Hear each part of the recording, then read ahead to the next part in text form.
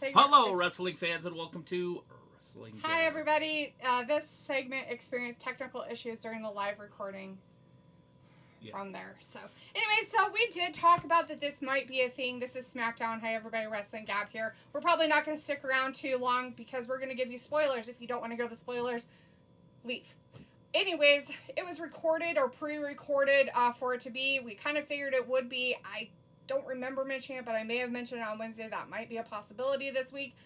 And along with next Friday, it's going to be recorded as well, and we will not be here at all next Friday for 4th of July. Well, that's already the 4th. So, anyways, right now, at the very beginning, they had Cody Rhodes and Randy Orton talk at the King of the Ring kind of stuff, is what they started out with, and that's what's happening.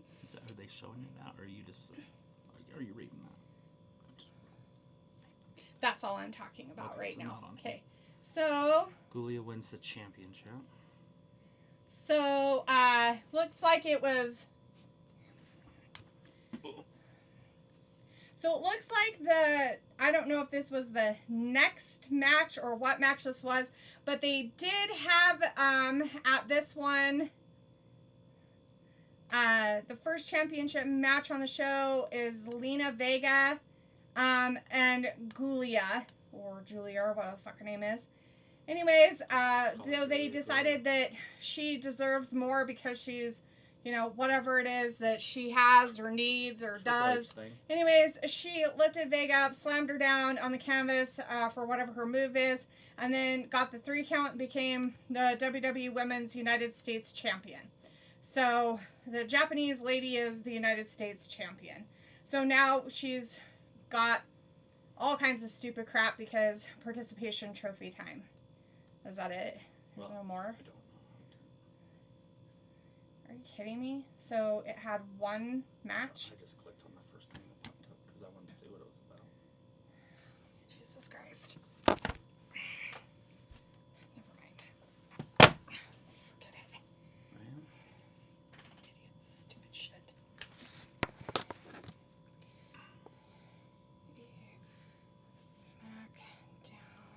Smacketh them downeth. Results. Friday, June 27th. Oh. Let's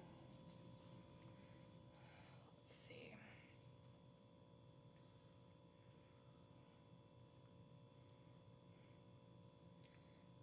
All right. Okay, so they did some pre-show crap nobody cares about. Orton has questions before he addresses. Okay, so they talked like this for about 30 minutes, by the way. Let's see. Michael Cole and Wade Barrett look like they're out there. They had a backstage segment of Solo Sikoa with JC Mateo. Sikoa tells Mateo to take care of Jimmy Uso tonight, and tomorrow he'll take care of Jacob Fatu. So they have a Jimmy Uso versus JC Mateo with Solo Sikoa match. The bell rings. Mateo quickly overpowers him. Let's see. Some stuff happens. Punching, all that stuff. They go to a break. They come back from the break. If you don't want spoilers, leave. Leave now if you don't want spoilers because I'm going to tell you everything that happens. So, of course, Jimmy Uso is a tag team guy, and, of course, he wouldn't be able to. Some shenanigans all happened with everything that they were doing. The winner of that is JC Mateo. Sophie said hi, and whoever went live early missed this part since they were on like a 40-minute delay or something. Happens. They had some technical talking difficulties or with their audio stuff. See, Sophie, it even happens to the professionals. Yeah. Anyways, so that happened there. So Solo, I guess, asked Jimmy if he's ready to come back to the family. And then Jimmy says no and slaps him in the face. Then Mateo attacks Jimmy. And then Sikoa sets him up. And then Jacob Fatu comes down and punches Mateo. All that stuff. And then Sikoa bails and Mateo gets, beat up while he's there. So then they had another backstage segment, the DIY, discussing the future of the division. They are talking about if the Wyatt Six become champions, it's over. They're talking with the other tag teams. SmackDown General Manager Nick Aldis asks what's going on, and Mr. Spaghetti can't believe that Aldis gave the Six a title shot, and Ciampa asks what he's going to do, and Andrade is called over, and Aldis tells him to find a tag team partner and face DIY, and DIY is furious. Then they have video packages for Giulia, and then they have a video package for Zelina, that Giulia supposedly been calling Zelina, and that Vega walks away. And then Zelina says that where she comes from, if you had a problem, you took it to the streets, blah, blah, blah. And then that's when they had the Women's United States Championship match, and Giulia won that. Because of course she did. Why not? Why wouldn't they? Triple H. I mean, why not? She's only been there for 2.5 seconds, but I mean, hey, you know, why not?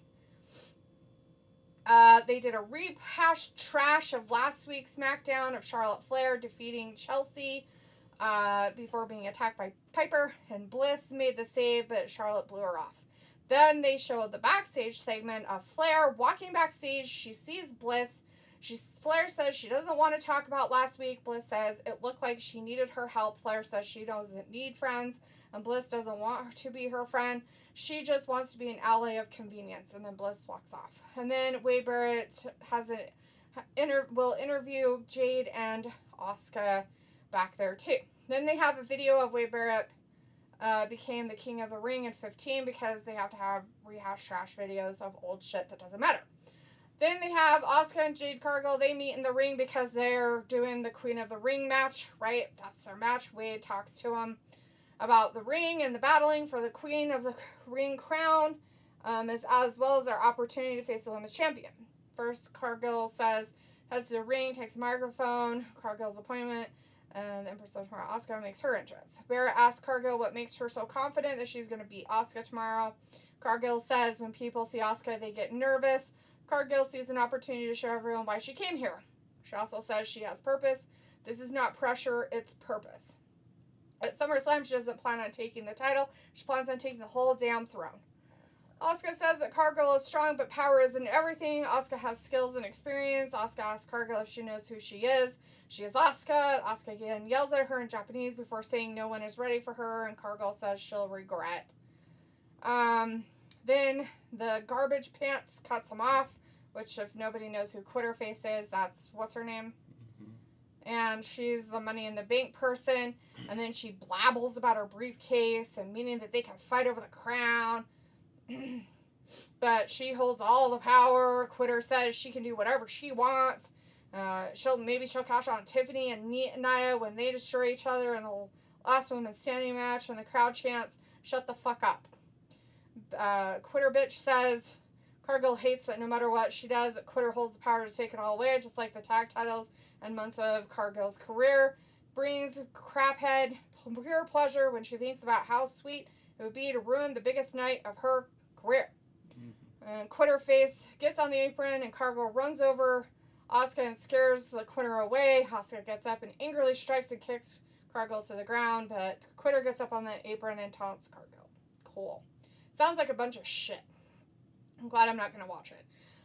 Then they're in the general manager's office, and Adam Pearce and Nick Aldis are discussing the need to figure out the situation with the Women's Tag Team Championship. Then Aleister Black walks in. He starts to talk when R-Truth bursts in, and R-Truth says he wants John Cena right now. Pearce tries to calm him down. Aldis says John Cena is here for CM Punk. R-Truth says he's here for Cena and walks off. Aldis apologizes to Black, but Black puts a finger up to silence him and walks off. Then DIY makes their entrance. Then they have a stupid video package of 2 weeks ago, because they got out rehash trash, of that garbage thing that they did in Mexico about Los Garza won the AAA Tag Team Championships. Well, I guess we know where they're going next. Anyways, so then they have the tag team match of DIY versus Andrade and Rey Fenix. I guess that's who got to be his friend. And they do some stuff. They probably do some really stupid stuff, and then they jump around, and it's like 12 million hours of stupid. And then Andrade and Rey Fenix win by pinfall. It reminds me of what Vince did with the Iconics when he broke up Peyton Royce and Billy Kay. And Makes then sense. he put them both in tag teams. Yeah. Why would you Well, they didn't put the one in tag teams. Remember, she had her resume, and she tried to get into another tag team, but she couldn't because she just had her resume, and she's like, "Here's my resume. I'm so good. Look at me. I've won all these things and stuff." Yeah. But anyways, that's what it reminds me of. It's like, why would you have a tag team, split it, and then put them in individual tag team? Doesn't it make more sense to keep them together? Like, instead of having Andrade, who's a singles wrestler, put Phoenix and his brother, Penta, in a tag team, and then it solved the problem. Without taking a spot from Andrade that he could be doing something else with. Right. Sophie said that was cool that they aired that segment for someone's phone. Cool. Then they put a video in after that about John Cena's appearance on The Late Show with Colbert the past Tuesday. And then another video of Cena versus Punk for the Undisputed Championship at Night of Champions. Then R-Truth gets in the ring to a big ovation. He greets the crowd and asks them, "What's up?" He is Ron Killings. He is the truth, the whole truth, and nothing but the truth. R-Truth calls out Cena. Aleister Black appears behind him and crushes him with Black Mass. And then Black says, in a weird way, "They're even." And then he walks off. Then they have a backstage interview where Saxton catches up with the tag team champions, the Street Profits. They're asked about the Wyatt Six. Ford says it's been 4 years since they had tag team gold. Any tag team is out of their minds if they think they're taking the titles anytime soon. Dawkins says the Wyatt Six are a threat that they'll eliminate. And then the crackhead walks up to him and she says she has their back. The tag team champions, the Street Profits, make their entrance. Kevin Owens' video talks with Cody Rhodes on his podcast. Then they have another backstage segment of Black. He's pensively walking backstage. He stops in front of Priest, and Priest says Black must be feeling really tough. Black says if he's truly a friend of R-Truth's, he'll tell him to stay away. Black considers the debt repaid. Priest tells him to approach him face to face next time. The payment will be different. Priest stands in his way before letting him go. And then that gag fuck Carmelo Hayes approaches Priest and tells him to let R-Truth handle his business. And then Priest warns Hayes to walk away. Hayes says the truth hurts because that's all he has and he's some gimmicky weirdo. Alright, so WWE Tag Team Championship, the Street Profits, Angelo Dawkins and Montez Ford versus the Wyatt Six, which is the two that are in it are Joe Gacy and Dexter Lumis with the other dudes on the outside. They do stuff, all their stuff. Ford does some cool flippity flips. It's a no contest. Not a surprise. A brawl breaks out and the match is thrown out because DIY pulls Dawkins out of the rings and Los Garzas pulls Lumis out of the ring and it's just a free-for-all of stupidness. Alright. Then they did a replay because they have to rehash their own shit that they did earlier tonight of Jason Mateo defeating Jimmy Uso, then Uso refusing to join back into the family of Solos, and then Fatu made the save. Then they, of course, they somehow went into a parking lot, I guess, and then had the Jacob Fatu walking out when Uso confronts him. Uso says he has respect for what Fatu is doing, and Fatu says they'll be all right if he fits in where he fits in. Then Nia Jax makes her entrance, and she'll battle Tiffany Stratton for the WWE Championship in a last woman standing match. They have their break. Then they have the last women's standing match, Nia Jax versus Tiffany Stratton for the championship. But before the bell rings, Nia Jax blindsides Tiffany. The bell rings, and Jax sends her going down. Do a lot of stuff back from the break. Lots of things. Blah, blah, blah. Blah, yada, yada. Oh no, Jax pulled out some tables. Referee's counting Stratton down. Lots of a break. Crushing Stratton with a chair. Lots of counting. Oh my gosh, she almost doesn't get up, but she does. No. And both of them hit the thing, and then Garbage Face comes out. Quitter Face runs down with the briefcase, goes to hand it to Dan, but Stratton cuts her off. Stratton hits Jax with the briefcase and hits Jax with a bulldog into the Quitter. Then Stratton sandwiches them with a prettiest moonsault ever.